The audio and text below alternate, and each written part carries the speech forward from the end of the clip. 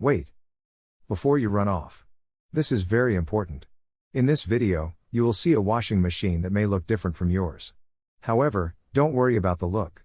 What to look for is if you have 6 cycle lights in a row under the control knob, like this. If you do, then this repair guide will work for you. This type of washer is called a vertical modular washer, VMW, for short, which is the most sold washer in America and is sold by many different brands such as Kenmore, Maytag, Roper, Amana, Whirlpool and many others. The best way to recognize these washers are by the lights on the panel. These washers have a built-in self-diagnosing system that can tell you exactly what's wrong with the machine.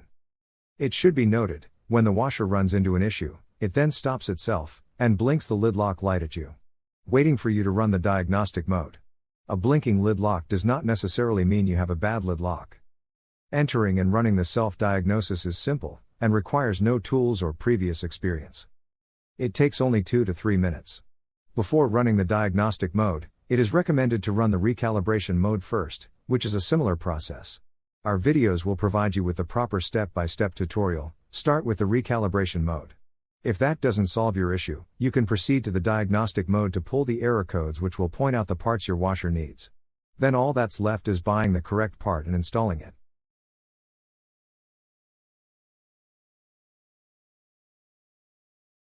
Entering recalibration mode. With the washer shut off and the basket empty, no water or clothes inside, and with the lid shut, enter the recalibration cycle. Here's how. Turn the control dial 1 complete rotation, 360 degrees, counterclockwise. Stopping with it facing straight up. Quickly, within about 6 seconds, turn the control dial 3 clicks clockwise, 1 click back, and 1 click more clockwise. All the green status lights blink when you successfully activate the diagnostic mode. If the status lights don't blink, try again, this time turning the knob faster or slower. In the diagnostic mode, with all lights flashing, select the calibration cycle by turning the control dial 4 clicks clockwise or 4 clicks right. When you're on correct setting, the rinse light turns on, then you simply press start. And then it begins the calibration cycle, which runs for 2 to 3 minutes as it checks all the cycles and functions on your machine.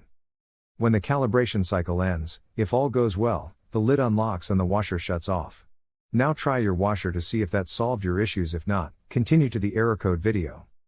If after 20 tries or more, and your arm feels like it's gonna fall off from trying so much, then odds are you have a bad control board.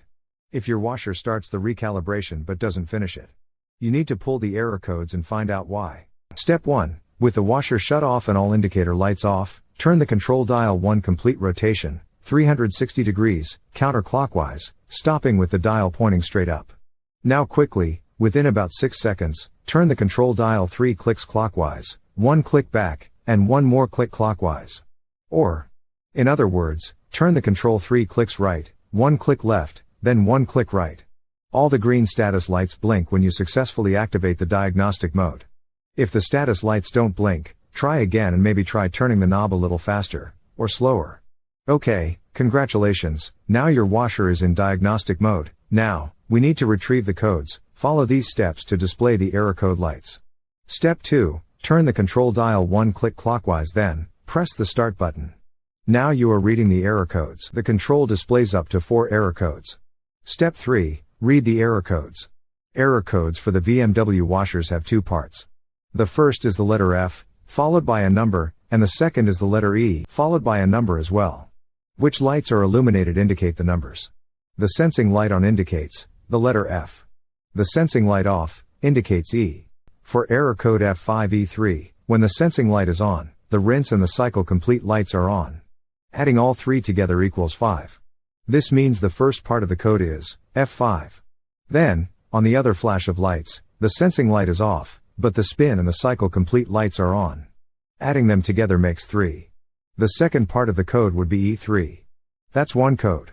The same error code flashes repeatedly, until you turn the dial 1 click clockwise, to show the next error code. Turn the dial again and see if you have any other codes. If there is no more codes, then you're done. To exit diagnostic mode, turn the washer off.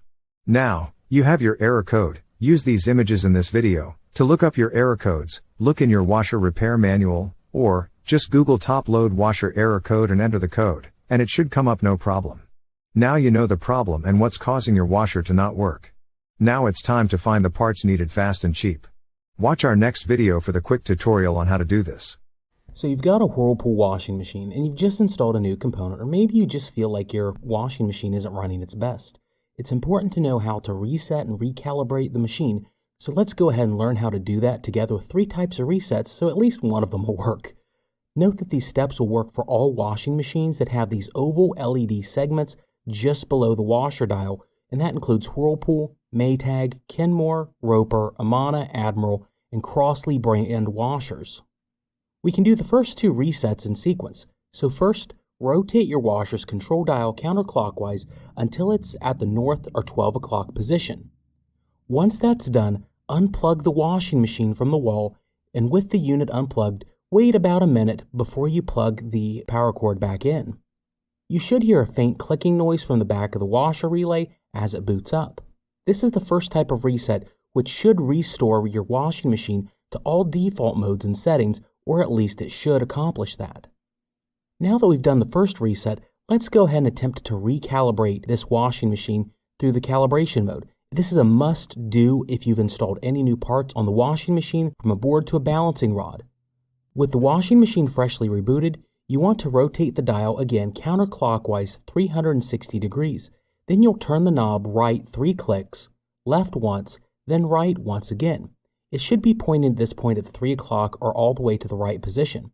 You need to do all these things within 3 seconds, and it may take a few attempts, but if you've done this right, all the lights at the bottom of the washing machine control should flash on and off, showing that you've entered into the diagnostic mode.